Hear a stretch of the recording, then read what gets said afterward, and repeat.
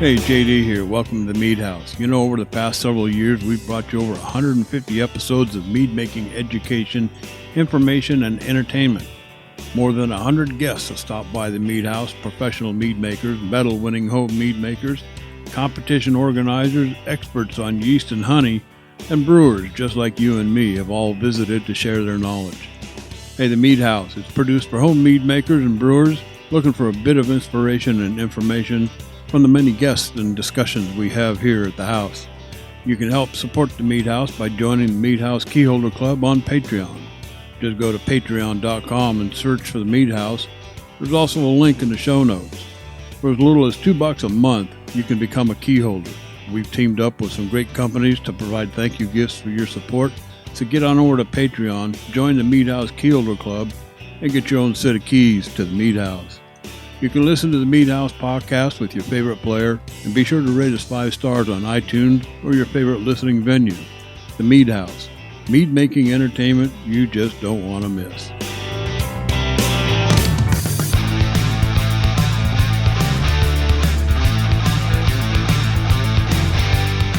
Hey, welcome to the Mead House, and thanks for listening to episode number 194. Guys, we're just 6 away from that big 200 mark.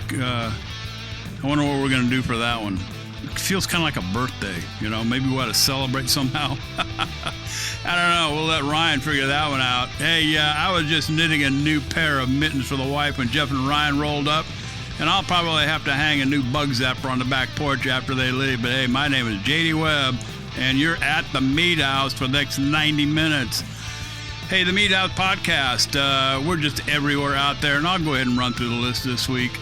iTunes, Stitcher Radio, Spotify, iHeartRadio, YouTube, Amazon Music, on and on and on and on. You can check them all out at the front page of the website, themeadhouse.com.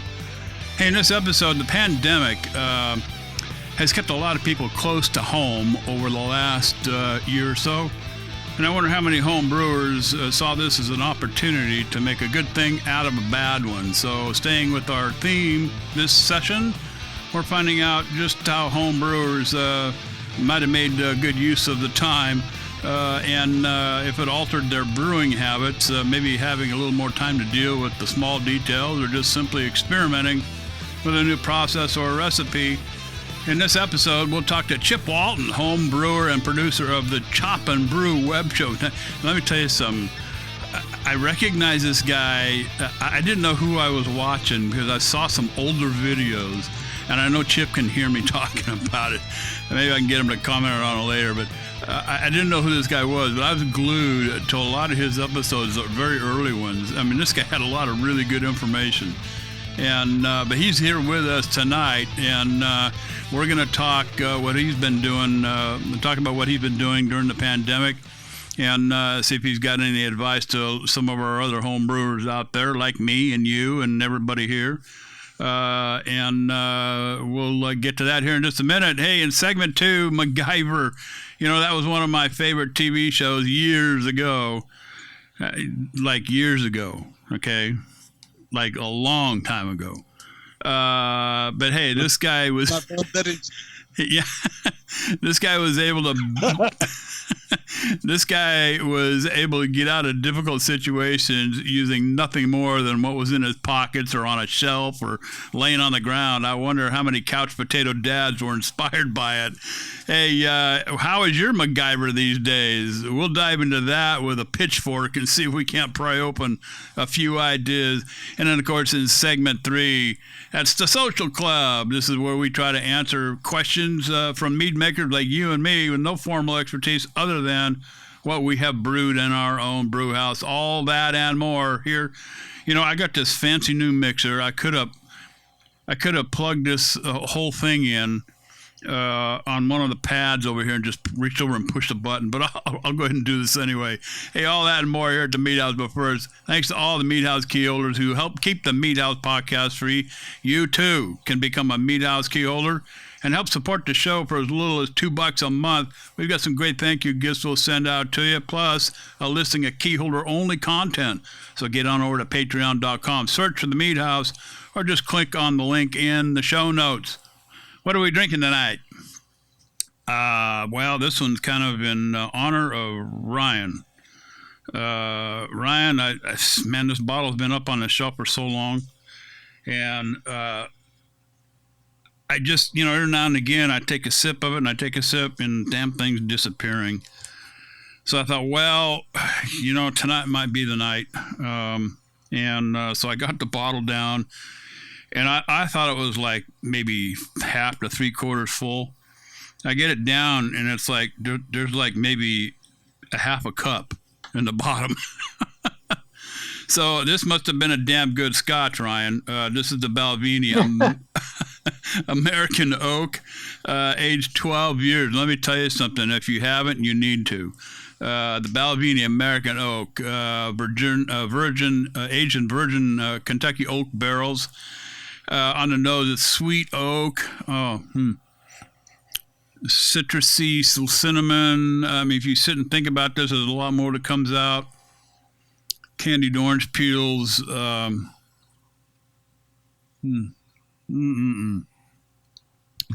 me tell you something. If you're a bourbon drinker and you like that rich vanilla oak that comes out of that barrel, you're going to love this.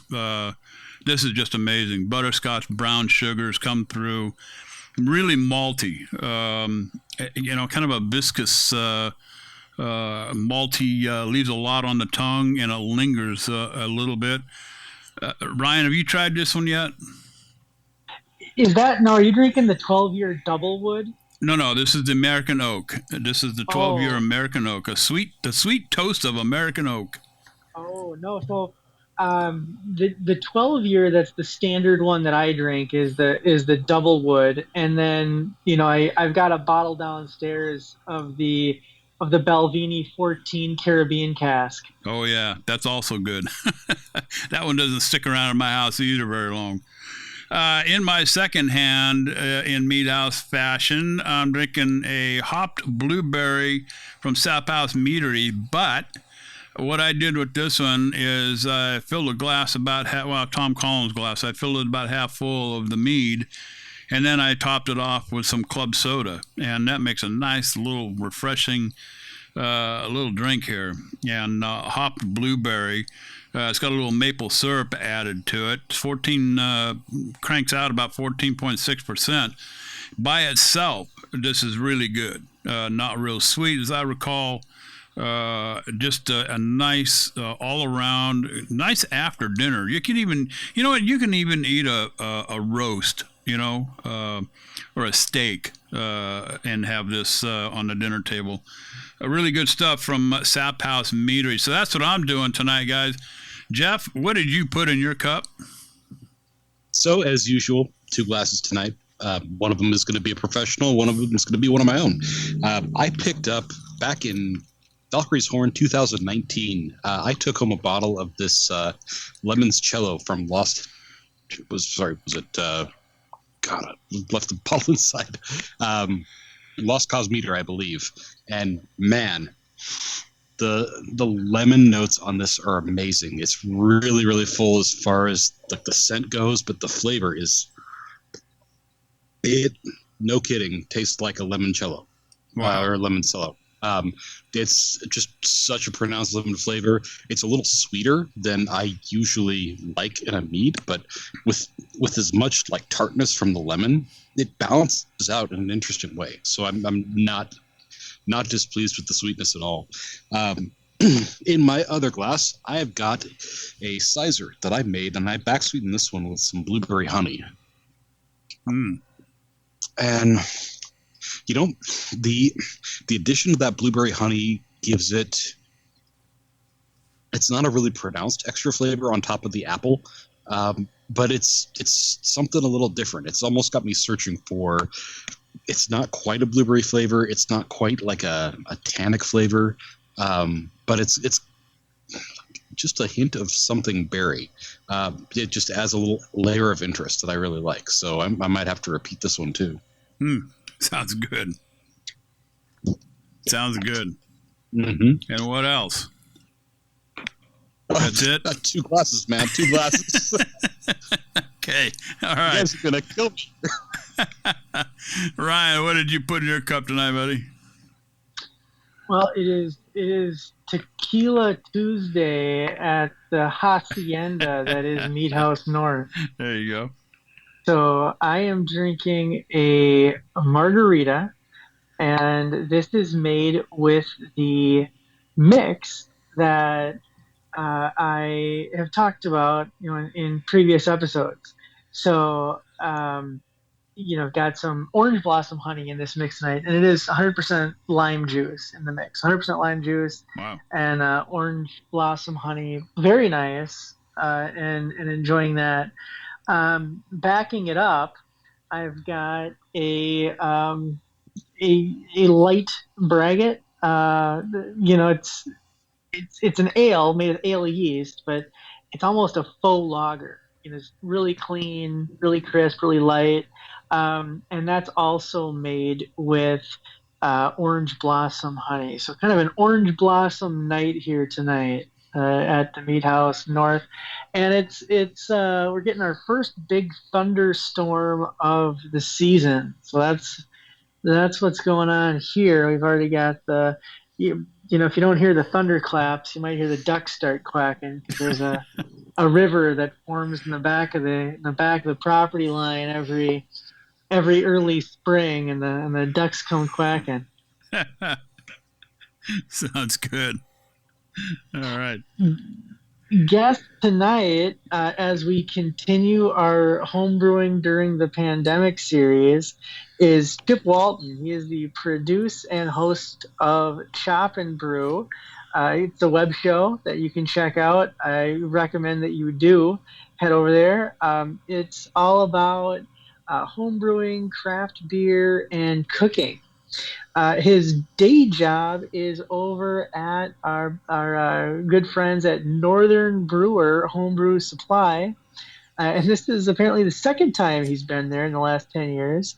Um, During his first tour of duty there, he created and produced their brewing TV web show. Um, and Chip is a former member of the AHA, the American Homebrew Association Governing Committee, and a BJCP, certified judge. I've had the honor of judging with Chip before across the table for me, or I guess the virtual table, and had a lot of fun. He's a very, very astute, very fun guy to judge with. And over the last decade, when he wasn't working at the homebrew shop and managing social media, he also managed social media for Summit Brewing and the Splendid Table radio show and podcast. So he is all over using his media prowess to help in the brewing, beer, and cooking spaces. And that's kind of like the perfect triad, right? If you've got your three overlapping circles there of craft beer, home brewing, and cooking. So I like it. That sounds fun. And Chip, it's brewing during the pandemic, but right around the time that Quattro was born, Chip welcomed little Uno. So we'll see how that's also played into his brewing. Welcome to the show, Chip. Good to talk to you again. And what is in your cup tonight? Yeah, I didn't know we were supposed to have two glasses. So in the middle of you guys talking, I had to run to the fridge and be like, oh. So I started, because it's the mead house. I'd been sitting on a couple of meads that Steve Fletty dropped off at my house last year. So I'm drinking his dry blueberry, orange blossom honey, blueberry, fermented with a Kvike. I can't remember which one, if it's one that I gave him from like my Norway adventures or just one of the, the ones that you're finding in the yeast lab.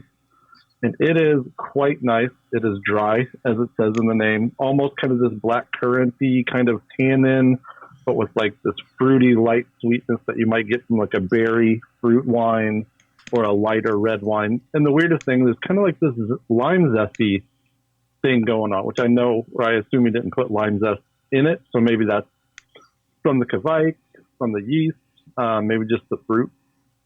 So that's in cup number one. And then in cup number 2, I have my Janet's Brown Ale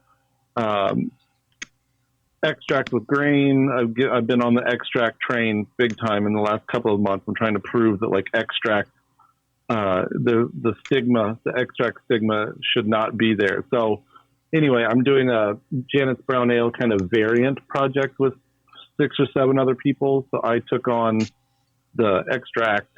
It's kegged.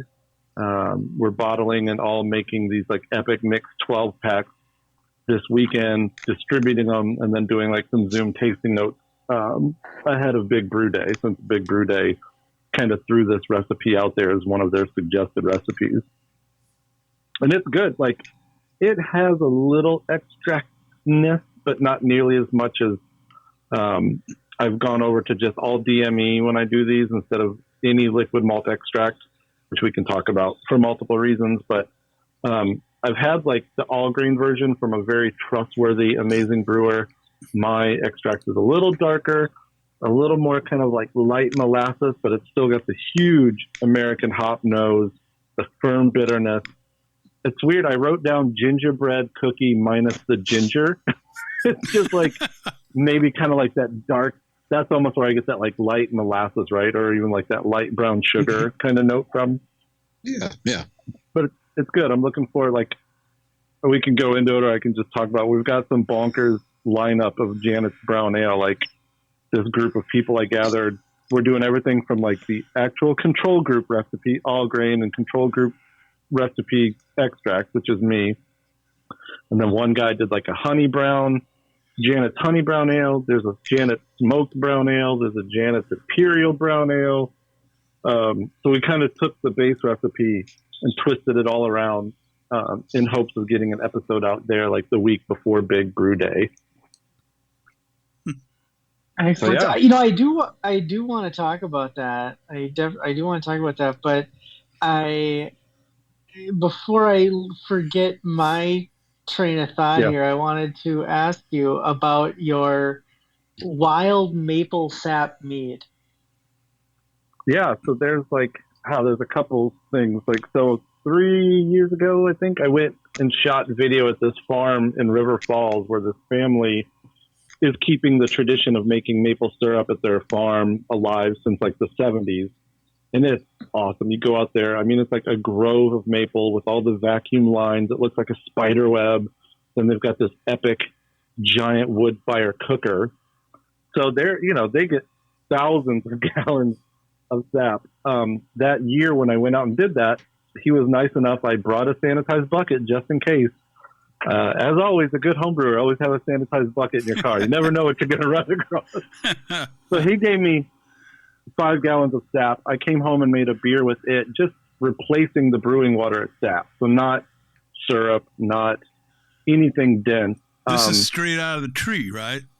Right. And the gravity on that is a good 1008, 1010. It's very interesting. It tastes almost like water, like sweet tea that you left ice in for way too long and then took a sip of it is what I compared it to.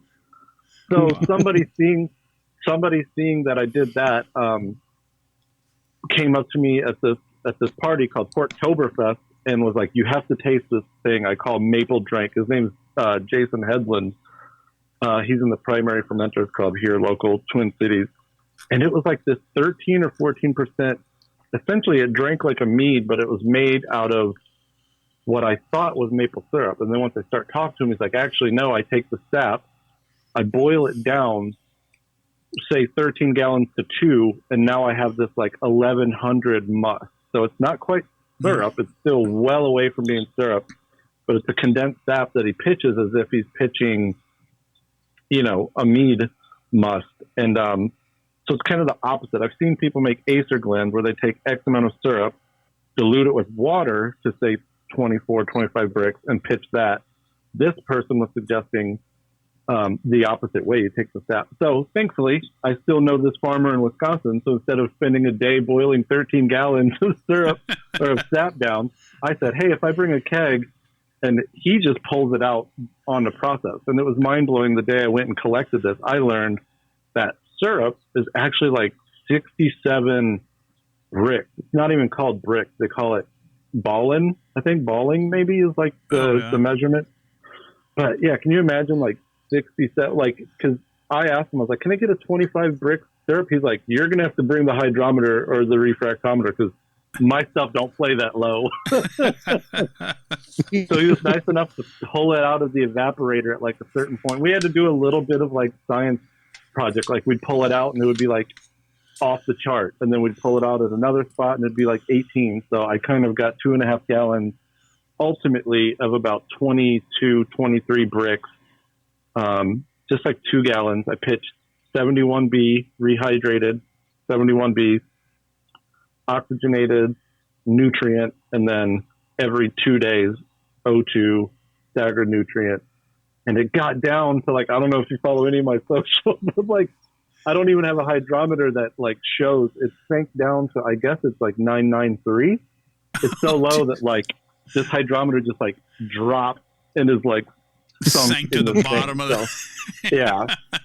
So the point is always that, like Jason suggests, like you're always going to have to back sweeten this with the syrup. The beauty is the farm where I get this from, their syrup is seriously the best syrup I've ever had. My wife is quite like a maple syrup connoisseur. So like when I tell you it's the best, I mean it's like toffee, vanilla, caramel, but there's almost the slightest tinge of smoke because it is, you know, cooked over this like wood fire thing for hours. You know, it's not cooked for hours, but the all told day long process was getting kissed with the smoke. So I'm looking really forward to back sweetening it, which I don't usually do, period, with like ciders or meads. But with this one, it's essential because it right now is just like dry as hell with like the slightest inkling of what used to be kind of maple sap in it.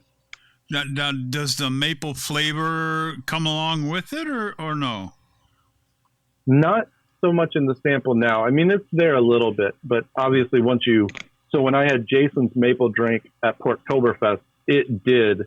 I mean, I was like, am I drinking syrup? Am I drinking mead? Am I drinking wine? Like, what am I drinking? It definitely had all the joy of like a high octane mead with taking a shot of syrup, which my wife and I are not above doing quite frequently. Like Aunt Jemima's maple mead, huh? Wow.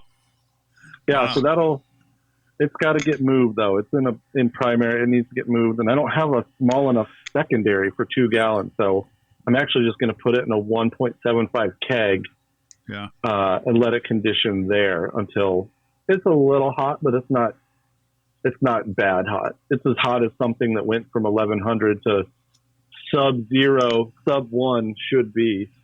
But I was really impressed with that. It was really sluggish at first. It only dropped like 20 points in 3 or 4 days. But once I moved it upstairs where it was more like the lower 70s instead of like lower 60s, that thing took off. Wow. So I also have a beer with the mead or with the sap this year. So I did the 2.0 version of the sap beer as well, which again, like it comes off just a slight bit woody. You get this other sweetness that you can tell isn't quite from malt. But you know, again, is it kind of like brewing with sorghum or? I don't know. I've with never sorghum. No. Yeah. The only thing I know about sorghum, they used to put it in the sweet feed. I used to give it to the cows out on the ranch in Colorado years ago. I used to chew on it myself. It was so good. But anyway. Anyway, hey, at the top of the show, I was doing the read through and everything, and I remember you. Now Ryan is our he sets up all of our guests. He's our producer for the guest part of the show, and I didn't know who he had until today when I looked on the calendar to find out what our rundown was for the next few shows. And your name was up there, and I thought, but that name is familiar somewhere. Mm-hmm. And so I read Ryan's the posting he put up with the bio and everything, and then I just Googled your name, and up popped. What came up? Like the YouTube? No, the YouTube videos. Oh, I thought that's where I saw this guy. I remember watching some of the earliest YouTube videos that you did, and I just thought they were outstanding, dude. I mean, you're like into cooking the whole 9 yards. And that's kind of what I dig doing too. I'm the resident cook in my house, so good stuff. Yeah, I appreciate it. There's Chip, also I a wanna- Chip Walton who's like, there's a Chip Walton who's like the co-founder of some theater in Denver. So, Oh, yeah. like a narcissist, I have like a Google alert on my name. Yeah. So, like, I'm always getting like, Chip Walton says this presentation of our town will be the best you've ever seen. I'm like, oh, you go, Chip Walton. Yeah. Other Chip Walton. Other Chip Walton. So Ryan. Chip, we talk a lot about braggots on the show, or that wonderful happy marriage of honey and malt, or mead and beer. And a lot of the time we are doing that. The three of us do it, and a lot of our listeners do it using extracts. I'm a big fan of doing some of these with extracts, and I've kind of created this simple, easy to follow formula that uses extracts and gets you there.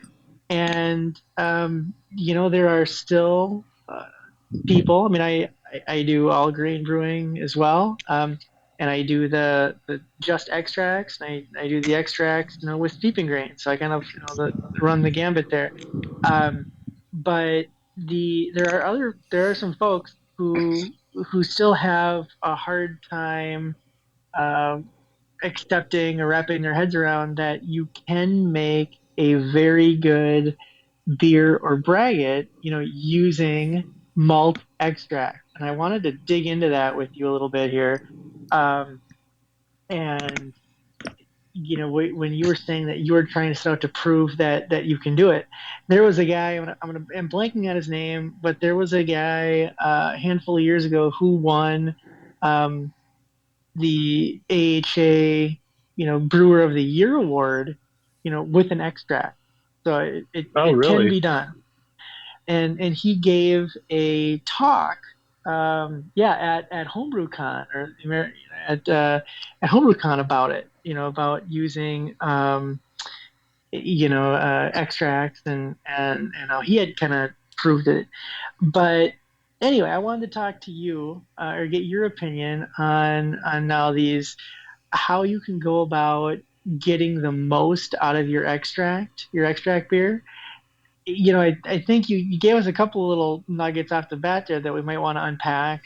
One of them was that you don't use the liquid. You said you always use dry. You use the DME, not the LME. Right.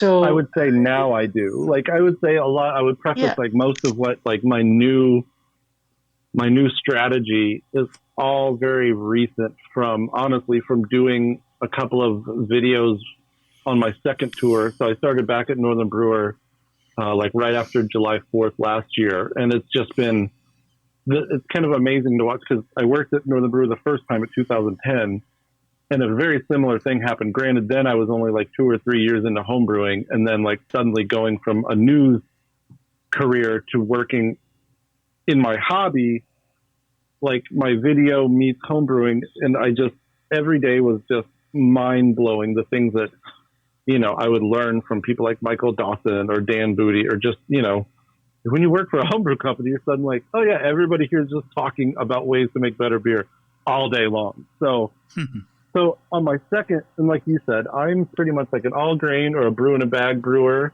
It kind of depends on like the volume or maybe how intricate the recipe is. But since being back at Northern Brewer, I have had many conversations with Brad Siegel, my coworker, who's like the R&D brewer for the company, and we've talked a lot about all grain extract. And the first thing that comes up is like, if you're going to do extract, it's suggested to do dry malt extract, because LME, just because of the way they make it, already has X amount more of that Maillard reaction, where like you can't undo that. There's already X amount of caramelization that's happened, even if you're using the Pilsner, but specifically if you're using the Golden or the Pale, those the golden, the pale, the dark, anything that's not the pills has something else in it as well. Like I think the pale has X amount of like C40 in it. So you can't now take that out. So the best thing to do, I found, start with DME, start with pills, treat it just like a blank slate of sugar. And then if you want I to got to add, stop you right there, Chip. I got to stop you right there. Guys, what have I always said? What have I always said with the extract? oh, I say I start with DME, dry malt extract, and I start with Pilsen because it gives the cleanest, blankest canvas to build your beer from. There you go. yeah. Or even, it's blank, but it can also make a killer beer just by itself, as a Pils malt with the right hops. And so that's funny. Yeah. Like, so LME or DME versus LME, I guess I would say like the four things I'm kind of chasing down as I go back down extract lane is DME, putting as much, I would say some of it as you can in late and later. That might have to adjust your hops on the front end, and I can't remember. There's an actual percentage that I'm blanking on, but like X amount of your extract, put it in like the last 5 minutes, because it's not really going to do, it's going to do the same thing. It's going to get you to a certain amount of sugar, or OG. And then yeast starter, I just think is the key that back when I was an extract brewer, I never did. And I was always wondering like, oh, why does this beer still taste so sweet and syrupy? A yeast starter is like a really big thing, I think, about getting those beers to kind of like rock away immediately and then get as dry as they can get. So I think those are the main, temperature as well, but obviously temperature is like something you should be caring about regardless, but I do think it's even more important with extracts. What does your yeast starter look like there? I do 1,000 milliliter. So like depending how much we talk about like equipment, I'm just going to turn into like a Northern Brewer commercial, but that's only because it's okay. Since I started working there, I've been like, oh dude, this is awesome. And so is this. So like I use their fast pitch, like ridiculous. I started actually just doing fast pitch starters because it was so easy just for the hell of it. Like I would just make a starter that I didn't need because I got to the point where I was like obsessed with just like watching yeast starters. But when I actually need a yeast starter, so fast pitch is a can of wort. It itself, I think, is like 500 milliliters or pretty close. So you put it in a sanitized flask, fill that can up one time with water. Now it brings you to 1,000, and then you pitch the yeast starter, and then I put it on a stir plate for a day and a half if I'm planned out well enough. And it's funny, I pitched a non-starter, just a pouch in a beer last month, where I would say out of like this last 5 batches of extract that I've done since around New Year's, it was the sluggish. And I was like, dude, see, it's there. It's like the proof is in the numbers a little bit. So I would say starter, but yeah, like fast pitch has just made starter so ridiculously easy. You don't have to like boil, cook, ice bath, and then do this. Pretty sweet. Yeah. So, Nice. Chip, what about any nutrients? Yeah, are you adding any like I'm blanking here, but I think it's Y yeast has like a beer nutrient or anything like that you add to get anything else, or do you not find you need it? I actually am going to write that down because that could be like a fifth kind of prong of salt. Because I don't think about that. The other thing that I didn't mention though is I've also started adding O2 through like a center stone on a wand. So it's kind of like it is X amount of stuff. It's a yeast starter kit. It's an O2 canister and a wand. But I mean, those small investments, if you just can't or don't want to go all grain, I've found that O2 is a huge help too. Like both before pitching and maybe even like a day in. But yeah, Y yeast has that, like, I think it's called like yeast nutrient that comes in the tall vial, or at least used to. That's something I used to do religiously actually. And I have not done that in a while. So that I would definitely suggest. I mean, if you give it a starter with O2 and like, a couple shakes of that, I mean, you should be able to get pretty low to a terminal gravity that an all grain brewer might. The tough thing there is just like, you can't mash extract at 148 if you want it bone dry. So the question there would be like, oh, okay, well, how much malt are you actually willing to maybe kind of like brew in a bag in air quotes and then top up with extract to get to a certain point? Because I do think, if you partial mash at a lower temp, you're going to get some of that reaction that you'd expect from a lower mash, but extract's always going to kind of like be stuck where it's at, I think. The dream is like to go somewhere and actually shoot both of those processes for a video. Like, let's see dry malt extract and liquid malt extract being made, because I think it would blow a lot of people's minds. I haven't even seen it in person, but I've heard it described to the point where it would just be such a cool tour video. Now, Chip, sometimes when I'm making the malt side of my braggot, especially if I'm using maybe some wheat or some oats or some things like that, I throw a little amylase enzyme into the mash, and it helps dry it out a little bit here, or get that help convert those starches and sugars.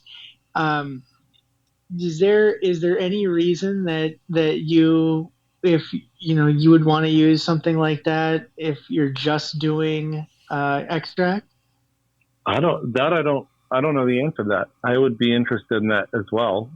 So alpha amylase, right? The thing that like was making the Brut IPA for a while. Yeah. So I guess it's just, the bag that I have, just the BSG brand says just amylase enzyme, says starch conversion aid, and I just put, a teaspoon into, if I'm doing 5 gallons, I just put like a kind of a teaspoon or a rounded teaspoon in there, and it just really helps, especially if we're doing like an adjunct heavy mash that needle help converting, or I should say a lot of the grains that might be heavily roasted or kilned or something that just don't have many enzymes in them, but it helps make sure you don't end up with gloop at the end. You've had you're getting those starches converting for you. Yeah, no, I never really thought of that additive period, other than, like I said, like I know that back in the day people were adding that to mashes for Brut IPAs because they just wanted it like bone dry, which right. I don't know. I would assume it would do something to extract. I don't know. I will ask Brad. I always ask Brad. That's my new mantra. Should we give him a plug? Who's Brad? Well, Brad Siegel is the guy I mentioned earlier. He's the R&D brewer at Northern Brewer. So if you look at any of the newer Northern Brewer videos we've done, like he's got a wonderful mane of like salt and pepper, long pandemic COVID hair, and he's just super, super smart. You know what I mean? Like they trust him to create recipes, build kits, be there for questions. So we're not gonna have to send him a waiver, Ryan, to mention his name on the show, right? No. So Northern Brewer has supported the Iron Bee, the homebrew contest that we've put on. They supported us in the past, and so I have no problem here giving them a little bit of a plug. Although I'm going to ask for their support again the next time we do something cool. But Northern Brewer, maybe it's Brad, maybe it's some other folks, but you guys constantly put out really interesting recipe kit. Here it is, it's in a box, go ahead, go brew it, and I mean, it seems like there are just like dozens or maybe hundreds of these different recipe kits that you guys put together. And we talk about, a great way to make a braggot is find a recipe kit you like. Again, it can be extract, can be partial mash, can be all grain, whatever you want to do. And then if you want to, a couple ways to do it. If you want to keep the ABV about the same, you either make the batch twice as big, or you kind of just cut the ingredients in half and add your honey and you keep the gravity the same. Or if you want to kind of make it imperial, so to speak, you just do the recipe as is, and then you add your honey, and you end up just make sure the yeast can handle it, and you end up with a braggot, a really strong braggot. Chip, I'm putting you on the spot here, but are there any recipe kits at Northern Brewer that you think would make a really tasty, a really interesting braggot? That's a good question. I don't know if maybe so you sub out X amount. Say we're talking all grain. I guess it's the same thing though. You'd sub out either extract syrup or grain for X amount of honey, is what you're saying. So there's two ways to do it. So let's just make it really simple, right? Let's say I'm making I want to keep the gravity about the same, and it comes with 6 pounds of malt extract. I might use 3 pounds of malt extract and then add in 3 pounds of honey, right? So I can keep the gravity about the same. Or the other way to do it would be I would use all 6 pounds of malt extract, and then I would add in, my honey on top of that. I would add in, 3, 4, 5, 6 pounds of honey on top of it and make it a really strong braggot.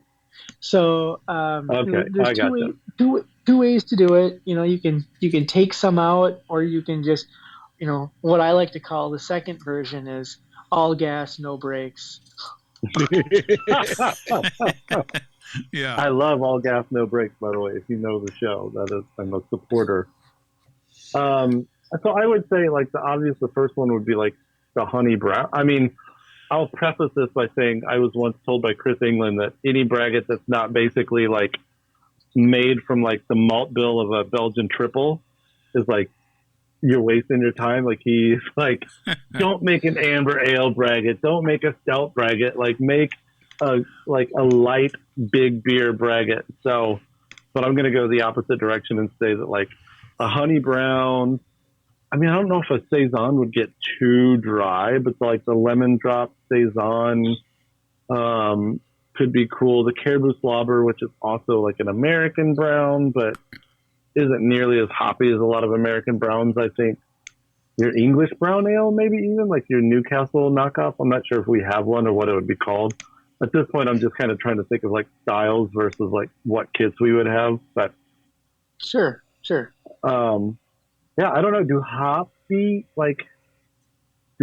beers make good braggots, or do you focus on styles that are malt forward, like a Belgian triple? No. Hop both up. and.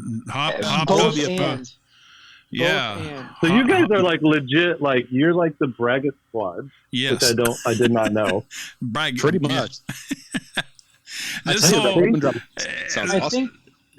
think if you put us together, we're referred to as the Braggot Bros. Yeah, a little background here. Okay. Chip. This, we started out talking just strictly mead, water, yeast, honey kind of thing. And one of our former co-hosts made a braggot and passed it around to the rest of the crew. And I'm basically the producer of the show here. I'm like the El Jefe, I guess. And so I had this braggot, and I thought, by God, that's the best thing I've ever tasted. I almost like this better than beer. And it was amazing. It was hopped. It was light. It was refreshing. Had lots of honey character in it. Had that malty flavor and that malt on the tongue that you usually get from a good beer. And I was hooked. And, braggot is a style of mead that is seldom talked about in the mead world. And so I thought, you know what, we're going on a mission, guys. This show is going to focus on braggots. We'll talk about meads. Yeah, I mean, this is a BJCP category in the mead world. Okay, and so my mission is to put braggots out there and get it out on the front burner. Okay, and get people thinking about it. And so for 200 shows, almost 200 shows, okay, that's what we've been doing. So, so absolutely, man. Hop braggots, absolutely. Okay. Well, I'm thinking, I mean, there's so many hop kits, but I'm also thinking like maybe the speckled heifer, which is like a spotted cow tribute kind of, or maybe like the spice winter ale. Now you got me like literally, now I'm scrolling through the website. Like the festival Miracle Holiday Ale, I think already has some honey, so you'd probably just be upping the honey that it comes with. Yeah, now I'm intrigued, and now I I want to know more about, okay, what can I throw honey in? But I also like, and I have a random amount of, randomly have a lot of honey at my house right now. Ryan put together a braggot using some dark grains. It was very stout-like, or very porter-like, and with the honey, I don't remember the honey that he used, but I mean the honey character was there. I mean he made it work. I struggled to try to make it work with some dark grains, but he made it work. And you've done a number of them, right, Ryan? Yeah, I do. My stout braggot is one that I make at least once a year, and it is kind of a stout base. And this is one that is kind of more like I said, the all gas no brakes, where it's basically like the first time I did it. And since you're affiliated, I don't feel that bad. But I started out with a stout kit from Midwest Supplies. And I took I made a stout kit from Midwest Supplies, and then I just added, I think, 5 or 6 pounds of honey to it. And I added the 5 or 6 pounds of honey, at high Kreuzen, and which also helps to retain that honey flavor. And I've done different versions of that. One of the more popular ones, which actually brought home a couple of medals, was named Mele Kalikimaka. The Hawaiian Christmas. Has some coconut or some pineapple in it? I did. I added a bunch of coconut to it. Man, that sounds awesome. And then I did. Oh yeah, go for it. I was going to say, and then I think I made another version of it where I wanted a little more English character, so I used like Maris Otter as the Maris Otter extract actually, and that brought some really nice character to it, and a nice that nice kind of brown head that was just really nice. So it's interesting to hear you talk about high Kreuzen honey, and I'm sure you guys have probably talked about this a bunch if you talked that much about braggot. But yeah, I learned, during my first time with Northern Brewer, like when Michael Dawson would make some of these barley wines, he'd hit it like 24 or 48 hours in with the honey, and I was like, I've never really used that knowledge, but I've always held on to it, being like, one day I'm going to do that and not lose it all in the boil. One thing though, I was thinking as I'm looking at like a smoked porter, like Steve Fletty and I and our friend Brian Adams kind of like came up with this smoked mead for an episode like 2 years ago where we smoked. He put honey in a big, giant, shallow stainless steel pan on the grill with some mesquite pellets, and he smoked that honey. We all agree it wasn't as smoky as it could have been because it was the first time we've ever done it. We didn't want to be too heavy-handed, but man, what if you got like a buckwheat honey and smoked the hell out of it, and then made that into like a porter or even like a Chipotle porter or something. Yeah. You could also throw it. I don't know if you've played with like the Bochet honey where you caramelize the honey. If you take that dark, you get a lot of the smoky kind of toffee-ish flavors you would get from molasses too. I mean, there are a lot of different ways you can go with this one. I wanted to ask you guys, since you're the braggot boys, like, so you kind of inference a little bit that there's some like purist hate for braggots. Like I would say braggots are up there with Bochets with a lot of the purists, right? I mean, they just think that that's like a wasted step in a ruining honey. Yeah. Well, in Minnesota, up here Yeah. where is ground zero of the ground center of the home mead making universe, the as Matt Whitey calls it often, we're in the sugar belt, where Uh, it's kind of, I mean, I was really excited when Fletty started saying he was going to get into dry meads, because I mean, I'm talking like,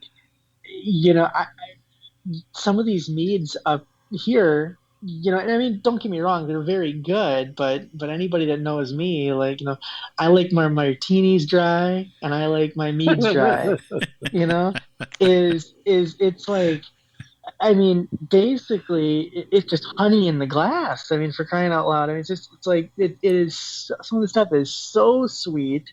No, don't get me wrong. A lot of stuff is balanced really well, with tannins and that kind of thing.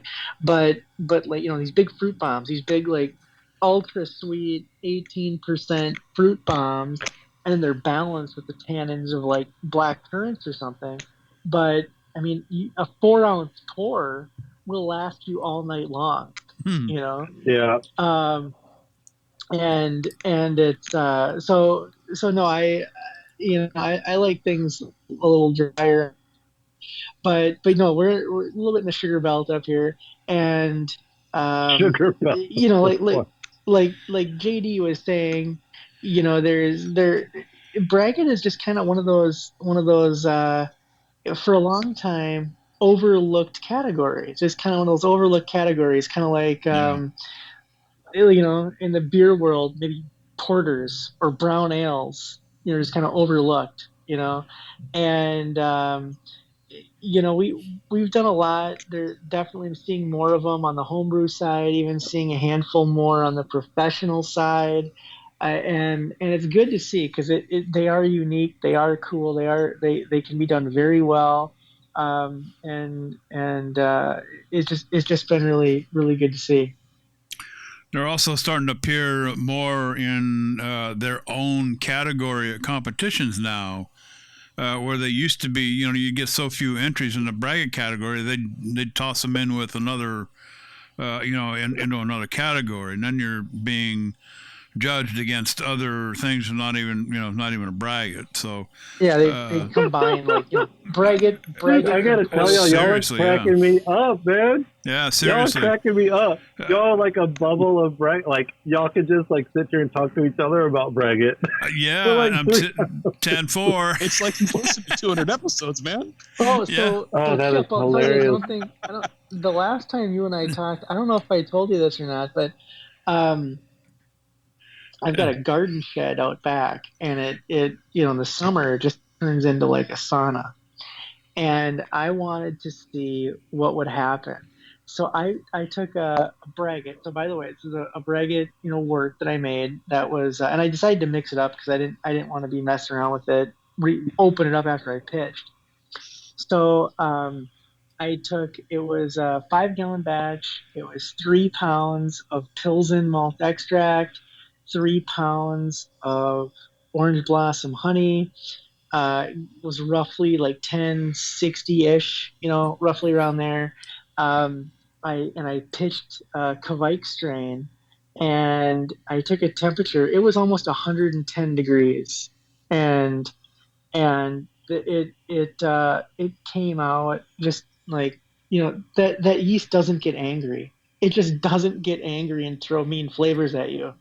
And so at 110 degrees, this thing just chugged, and I mean, it threw some tropical. I forget exactly which strain it was. It threw a little bit of tropical, but I mean, it was really pleasant to drink. It was amazing. So, that was, like I said, that was just a very simple one, and that's something I'm definitely going to do again a couple times in the thralls of summer, this year. Yeah.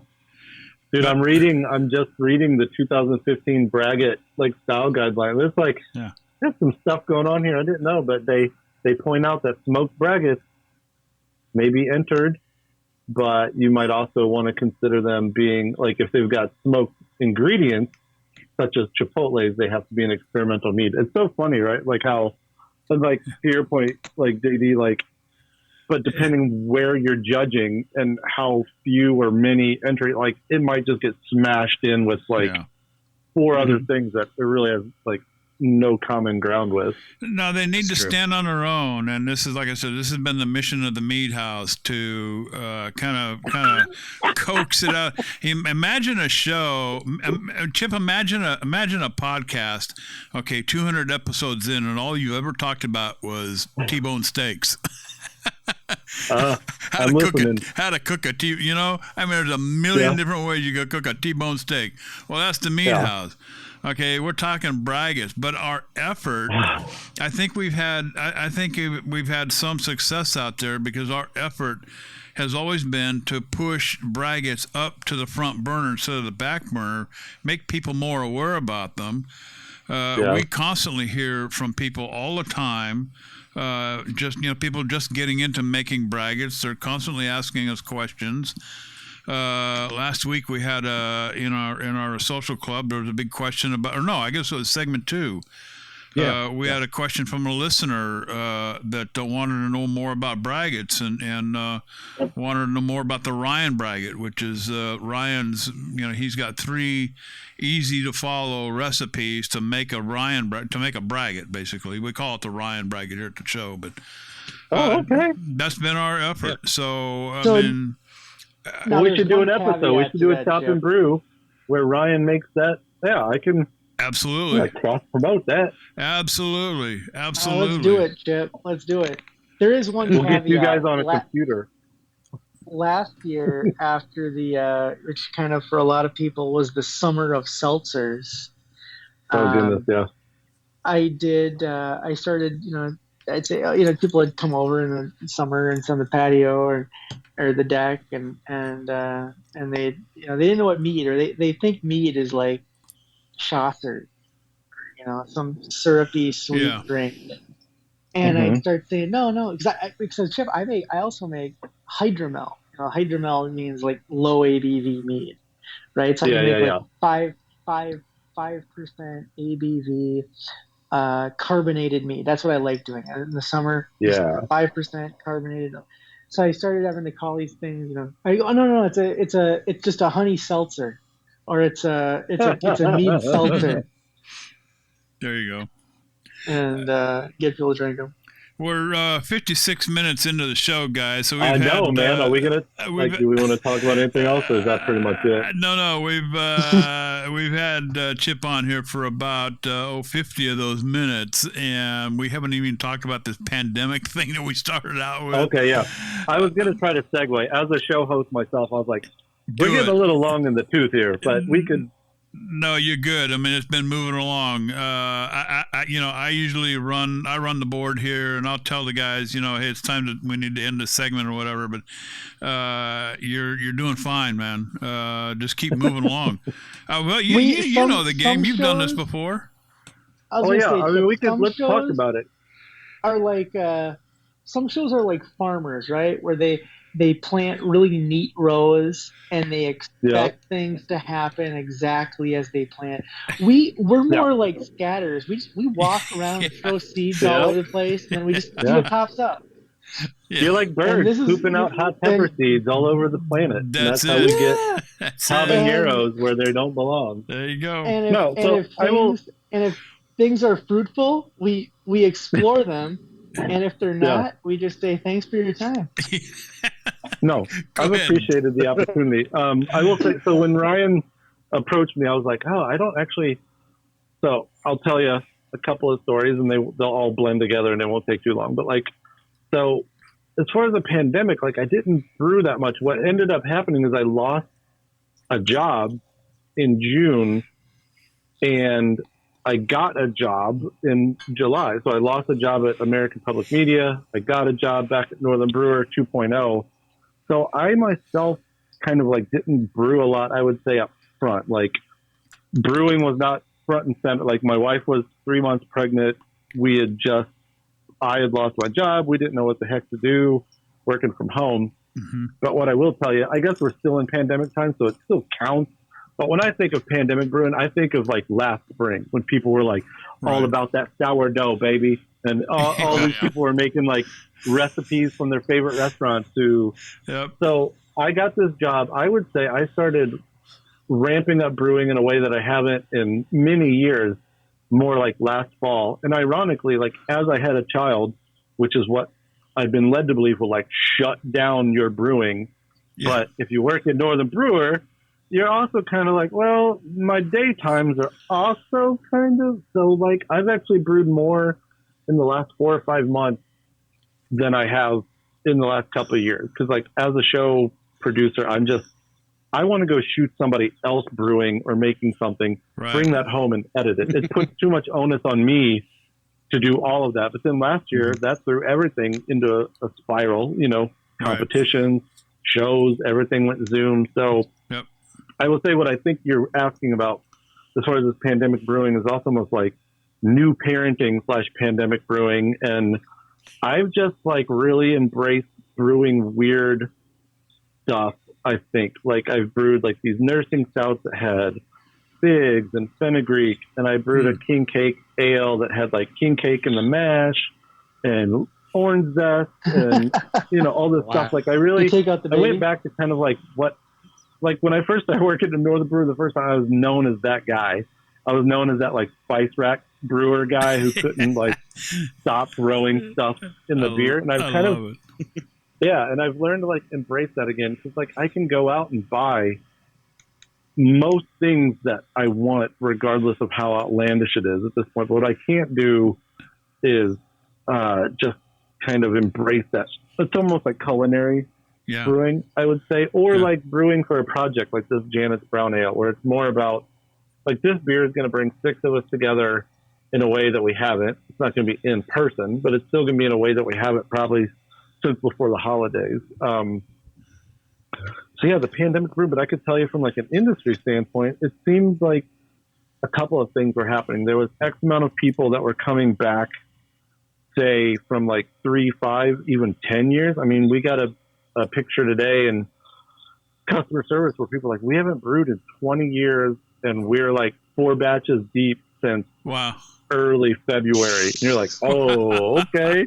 Wow. So like there was X amount of that. And then there's X amount of like new people, but I don't think new people, and this sounds horrible to say for a hobby, but I just don't think new people is really where like we're going to pull people from. I think we're better off pulling people back into a hobby that maybe they fell out of because they became a parent Yeah. or they didn't like the 5 or 10 gallon thing. And I think that's why the 1, 3, 5 gallon thing is kind of taken a hold a little bit more. I mean, yeah, people are definitely pandemic brewing. I don't feel like they're going to keep pandemic brewing because tap rooms are opening again, breweries are Right, opening yeah. again. Yeah. So yeah, how do you make the creation of beer and other alcoholic beverages like braggot, of course, like how do you keep it appealing? How do you keep it like how do you promote ownership of this thing versus just like, oh, isn't it cool that it works, right? Right. Yeah. Yeah. This whole pandemic thing is, I mean, I haven't really changed anything. I mean, just my wife and I, and then my neighbors. Oh my God, my neighbors. I mean, they find out I'm brewing something and they're all standing at the door the next morning. I mean, I haven't changed my Is it brewing. ready? Yeah. Yeah. Right. They're standing. Yeah. No kidding, man. Some of them even standing there with their freaking mugs in their hand. Like, is your tap open? Geez, dude, it's like 6:30 in the morning. Go away. But no, I mean, Coffee mead. Yeah, my coffee mead. Ooh, yeah, coffee meat. No. Come on, you got to go way back in the early part of the show, in like episode what, guys, like 20. We did this whole spiel on coffee meads. It's a running joke around the house here. But anyway, so the whole pandemic thing hasn't changed my brewing habits at all. Only in that I have really cut down on the amount of brewing that I've done. But we were curious as to what was going on out there in the other world. beyond Mead House, what other home brewers and what other folks are doing out there. So, we thought that you might have, with your hookup with Northern Brewer, you might know, and you did give a good little discussion there about what you thought was happening with this pandemic thing. So, whether it was changing people's habits, whether they were, brewing more, brewing less. And then I will say, this sounds like corny, but like I drank more in the pandemic, but I also drank all of a sudden people were like dropping off care packages, like people like Sleddy, or like just people were like, oh, I want to bring you back like 4 or 6 bottles. And I was like, dude, this is actually like, I feel like I'm judging a competition where nothing sucks, but I also don't have to sit at a table and do it all at once. Don't have to hand out any ribbons. So, I'll tell you one of the things I enjoyed about I should just say, with the pandemic. I don't know if that sounds bad, but right. No, it's tough. It's a blessing in disguise kind of thing. When I go into Northern Brewer, and I was gonna walk into the green room, and this guy goes, "Oh no, actually, all you have to do is tell me what you want. I will go into the green room and I will get it for you." And I go, "Wait a minute, yeah. I can just like give you my shopping list, and I can just sit here, and you can go in and you can measure and you can crush and you can do that for me?" Yeah. Okay, let's do it. Okay. Wow. So you're spoiled now, because I know that they're going back to like having the green room open for, I think it's 1 person or maybe 2. But I thought they might have that reaction, like, dude, people might expect this. You better watch yourself. Yeah. Wait a second. And then you've got like a little 2-head kegerator right outside the door. You might just have a bunch of people like, oh, I'm cool. I'll just hang out by this kegerator while you fill my order. Yeah. Before we let you go here, Chip, Jeff is our note taker, so I got to roll the mic over to him. Jeff, you got any last minute things for Chip here? This is a bit of a rewind, but we talked real early on about adding the DME like in the last 5 minutes of the boil. So having worked in a homebrew store, I know we've encouraged people to, like, when they have the DME that they're adding pretty close to the boil, you take that off the flame, you add the DME so you don't get that foam up or the bubble up when it hits and gets mixed in there. How do you handle that in the last 5 minutes of your boil? Do you just like have extra headspace to account for that, or is there a strategy to that you're using? Yeah, thus far the situations I've done it in have been in smaller, like much smaller batches than the kettle I'm in. So like a 3-gallon batch in a 5-gallon kettle, or a 5 in a 10. So, but I always like was annoyed with that step back in the day. I just was like, why can't this all go in? And now that I understand a little bit more about kind of, I don't know if I'd call it science, probably science, the chemistry behind it. I'm like, oh, that makes sense. But it does, like, it kills a boil. It totally like kind of seems like it's sabotaging the last 10 minutes of the brew, because you're like, well, what am I supposed to do? Like, do I consider this sterile? And I've almost thought more about putting it in at flame out and just stirring it in, because it's not like it's going to bring it down 40 degrees. Like, put it in at the very end. Because, it's just like when back in the day, like now I just put a wort chiller and sanitizer in the basement until I'm ready to chill, and then I put it in. But like back in the day, I used to boil it. That would kill the boil. It's just like these things that kill your boil in the last 10 minutes. Well, then I don't know how to reset my timer. I don't know how to reset. So, I would say, I mean, if you're... Take it off the flame, put it back on. Yeah, I would probably do that, or like just, be really slow about adding it. There was always this thing back in the day. I was like, add liquid slow and dry malt fast. But I'm just like, I think that was only because the steam off the kettle, how it starts to just like essentially stick to the edge of the lip. Isn't that yucky? I put it in a bowl. So like, here's a Chip tip number 194 for your episode 194. Like, put it in a bowl, like a big mixing bowl, and kind of like sift a little in, sift a little in. I think that old school rule of like add DME one time quick is because people had it in this bag with a very small hole cut out of it. Yeah. It gets all We're over going your, very in depth about some DME droppage here. shit gets all over your fingers. And oh my God. I know.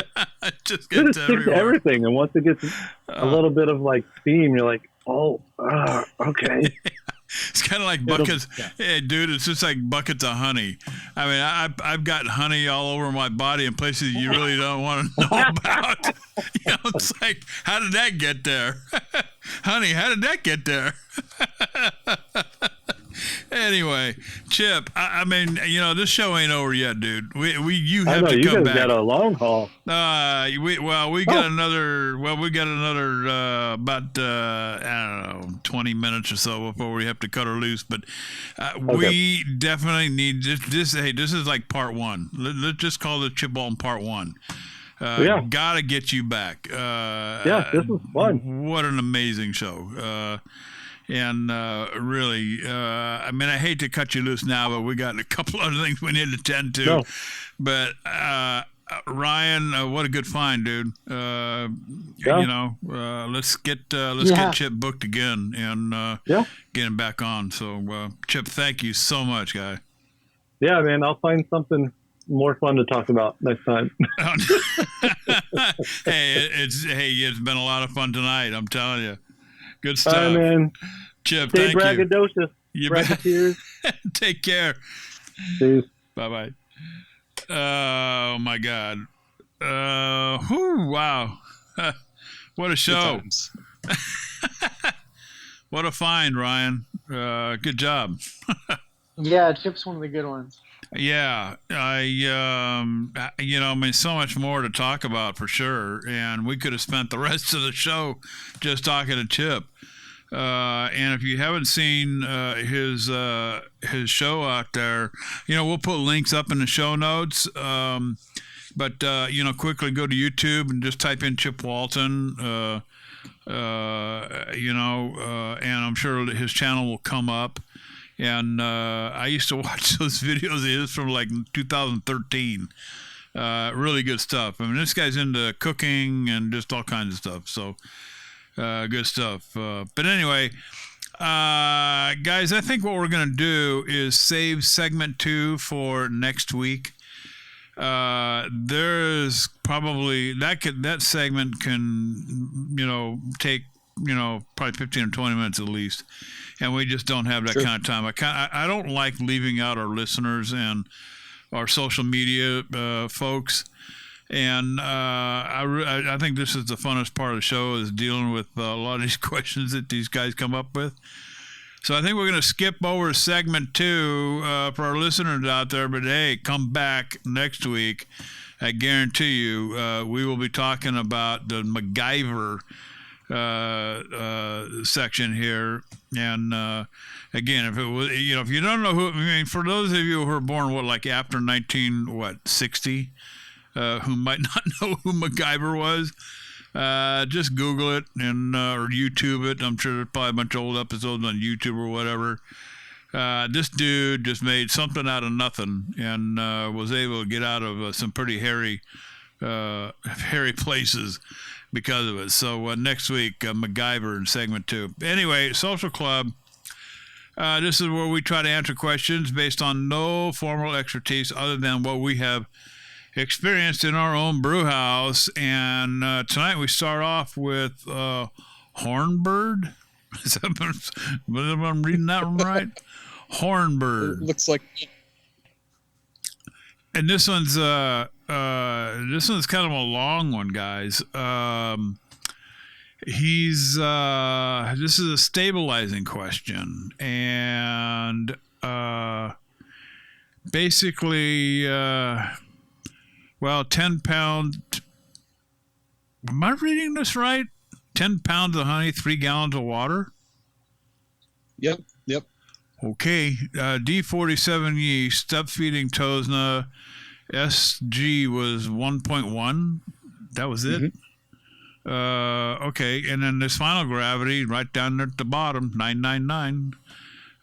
Mead currently cold crashing, got a pH reading of 3.3, wanted to stabilize before adding fruit in secondary based on, there's that secondary question again, Ryan. Based on the wiki, I'll calculate the amount of K-Meta and Camden to stabilize. This is where he's having trouble to figure out once code crashing is cleared.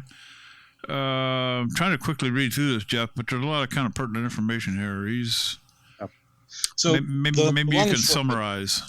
Yeah, he's saying, well, so first, he's saying K-Meta and Camden. K-Meta and Camden are the same thing. That's potassium metabisulfite. What I'm assuming he's meaning is the potassium metabisulfite and the potassium sorbate. They are kind of 1-2 punch for the stabilizing chemicals.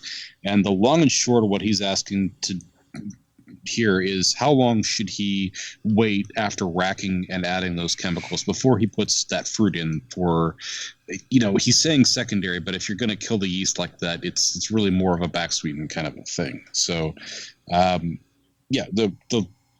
long should he wait before he throws all that in there? And then what should he do with this fruit? Because obviously, he's trying to keep it sterile. Should he put these blueberries that he's going to put in there in Star San or Camden tablets, or how should he handle that? Does he need to add pectin? And that's what I'm getting out of this. Kind of late for the pectin, I think. I mean, if he's done, it may not be, but I mean, if it was me, I would have thrown the pectin in up front. I don't know about. I don't know how much the pectin enzyme would have been useful in secondary. I don't know. Right. I've always read and been told that that would be something that you throw in kind of up front, one of those upfront additions. Generally, yes. It sounds like he's doing a traditional, and then he's doing the fruit in kind of a, like I said, more of a back sweetening even than a secondary. In which case, he's not going to get a lot of pectin if you get a lot out of pectin. Excuse me, if he puts that in up front. On the other hand, the presence of alcohol has been kind of speculated to reduce the effectiveness of pectinase. So, this is a little bit hairy. It probably back sweetening with whole fruit is maybe not the best way to go. Agreed. Yeah, you want to say why, Jeff? Why? Sure. There's a lot of reasons, but you want to hit a couple? Yeah, I'll hit a couple. You can hit a couple, and we'll kind of go from there. So, I obviously the nice thing about yeast and letting those into actual like fermenting secondary stuff like that is that you get to chew into some of that material. They'll get to chew into some of the sugars in the fruit. They'll get to incorporate that in there. They'll break it down a little bit, and so you're not just basically sitting blueberries into a mead and kind of hoping for it. If you've got whole blueberries in a mead and you're just kind of letting it sit there for a while, the first thing you're going to get mainly is going to be like tannins from the skin. You're not going to get a lot of the inside of that right off the bat. From there, you're also just kind of getting a lot of the flavor from it. The other issue I'm seeing here is the potential for contamination. Obviously, any kind of fruit has a ton of natural yeast, bacteria, all kinds of stuff on it. Freezing will kill most, but not all of that. So there is that. Yeah, you're risking contamination. If you put it in Star San beforehand, that would treat it, but that Star San would also probably dilute some of the good stuff. If you've done the freeze thaw cycle that we advocate so many times, you're probably washing away a good amount of juice. So, to my way of thinking, if you're going to back sweeten, get blueberry juice. Just do that. Yeah, Ryan. The only thing I'll say on top of that, I agree with everything Jeff said, and is that your fruit will also swell or expand. So just kind of like it'll soak up your meat. Good point. You throw some stuff in there. It's kind of the opposite, right? In primary, it breaks down but after you've stabilized, it kind of soaks up and expands. Mm-hmm. Mm-hmm. And unless you're So- making a Wapatui, and you're gonna, you might not want that. Yeah, you will reduce your product to the final calculation on that. Yeah. Mm-hmm. I've just, this has got to be a first for me. I've never heard of anybody back sweetening with actual fruit and not something like fruit juice. Even fruit juice isn't going to be. I almost question that because is there really? I mean, back sweetened to what level? I guess would be my first question.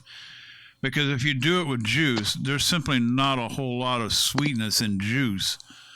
You know where I'm going with this. I mean, it would take an awful lot of juice.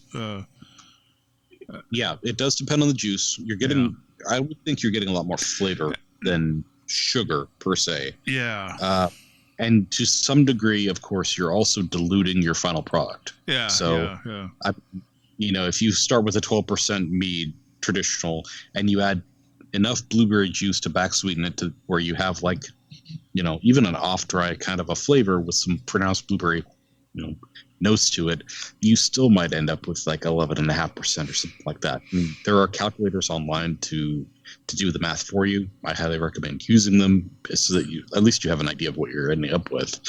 Well, of course, the alternative is to start out with blueberry juice.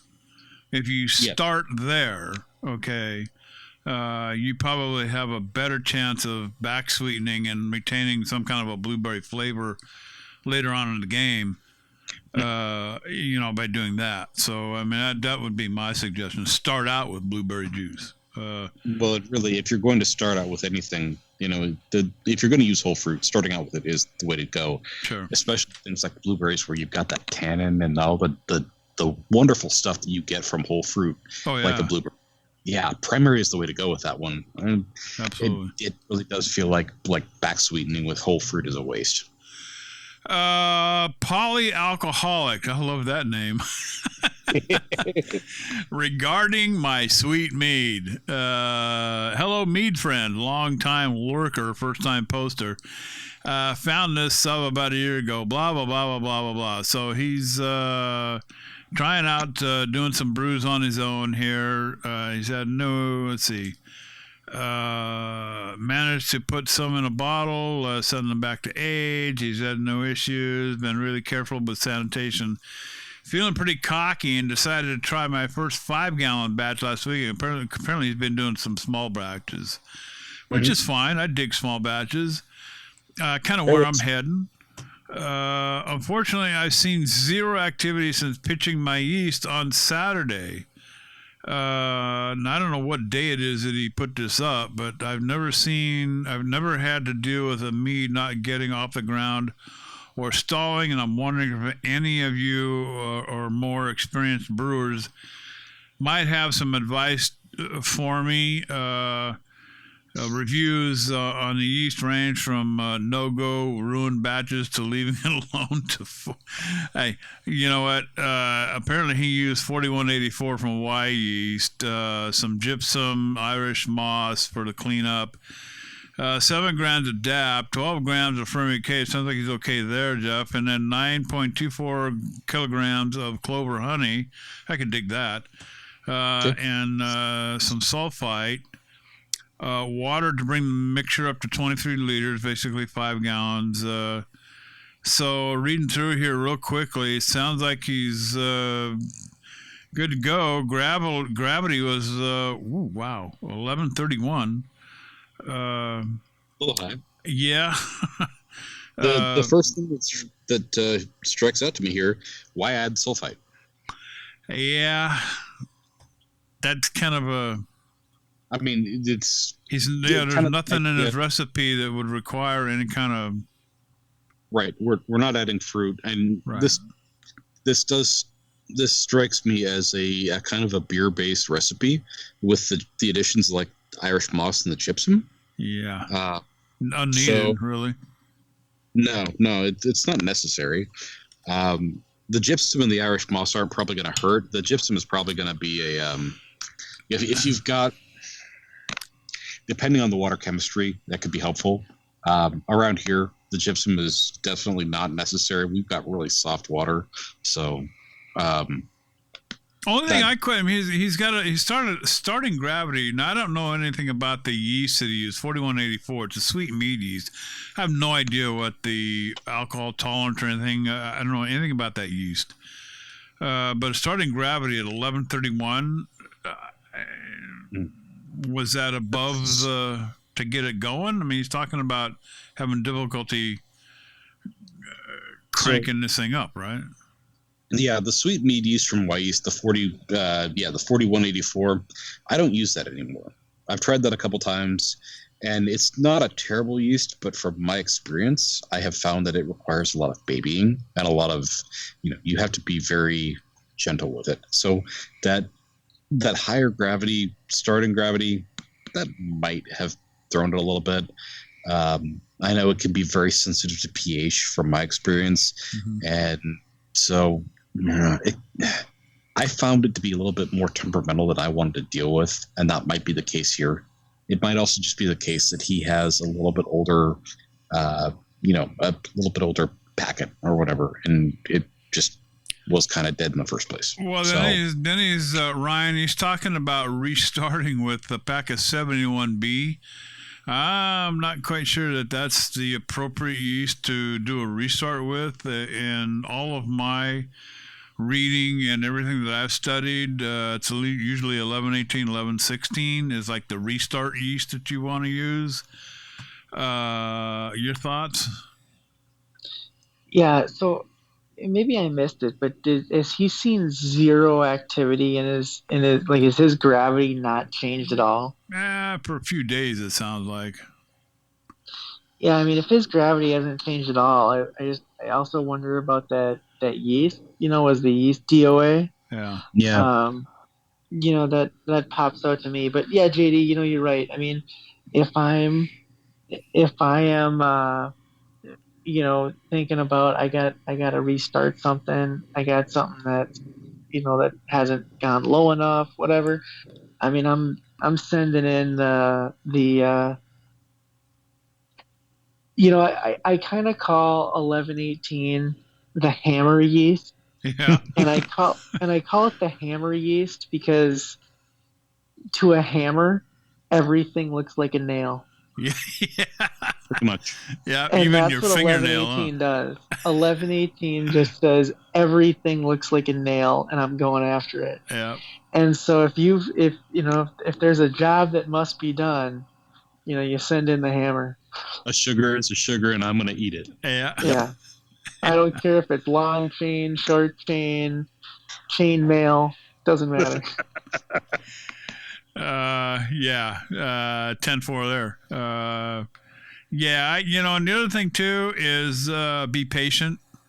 Just because 24 hours, 32 hours, 48 hours, even I've even waited 72 hours. Just go read a book, watch a movie, take your wife out for dinner on a weekend. Just patience is what it takes in this game, and and that's probably the biggest thing. Okay, if you don't have any patience, if you've got no patience at all, you don't need to be doing this hobby, because so much of this requires a lot of patience, and just give it a rest. I mean, come back to a 40-hour. Don't even look at it. Don't touch it. Don't smell it. Don't lift the lid. Don't do nothing to it, okay? Come back in 48 hours, even 72 hours later. At that point, if it's not done anything, if you don't see little tiny bubbles around the very edge of your fermenter, that's a telltale sign right there, okay? It may not look like it's doing anything, but you get these little tiny bubbles along the edge of the perimeter of your bucket. It's doing something. Give it a good stir, and report back later. So, yeah, you cannot always trust your airlock either. I mean, sometimes that seal isn't perfect, and the air pressure will go to the path of least resistance. So if there's a little gap, it will go out through the gap instead of your airlock. And I've known people that have been fooled by that. Yeah. But no, to that point, nothing is going to teach you more about patience than homebrewing other than parenthood. Yep. I think we're going to drop it right there, guys. This next one from Stravoraty, I guess. I don't know. These guys and their names. I get a kick out of these Reddit guys. He's talking about keeping a batch between 62 and 65 degrees Fahrenheit. This is going to fit right in with our segment 2 next week when we pick back up with the MacGyver edition of the Mead House. Yeah, because I got the fix for this. Been there, done that. And I had several MacGyvers working, so we'll pick it up then. So we're gonna call it a night here, guys. I'll tell you what, this has been an outstanding show. Thanks for hanging out with us in this episode. And a big thank you to Chip Walton. Look, we'll put all the links in the show notes. You got to check this guy out. What a fun night we had with him. But thanks, Chip, for spending some time with us here at the Mead House. And check out the Chop and Brew at chopandbrew.com. And do yourself a favor. Go to YouTube and just type in Chop and Brew. It'll come right up. Subscribe to his channel. A lot of fun videos that you'll watch. Good stuff. But hey, you want to get on the show? Hey, it's easy. All you got to do is let us know what you're brewing. Email us at info@themeadhouse.com or just send us a message on Facebook or the Twitter thing, both at the Mead House, and we'll set up a date and we'll talk to you about your brewing projects and get you on the show. So hey, in the meantime, hey, happy mead making. That's it for this episode. Ryan flipped the lights off. Jeff slammed the door shut. Hey, we'll be back next week with episode number, what is it, 195? Seriously? 195. 195 episodes. Jeff, Ryan, you better be working on show 200, dude. Just like 5 shows away. Holy cow. I can't believe this. But anyway, hey, until next week, show 195. Hey, we'll see you then. We're gone.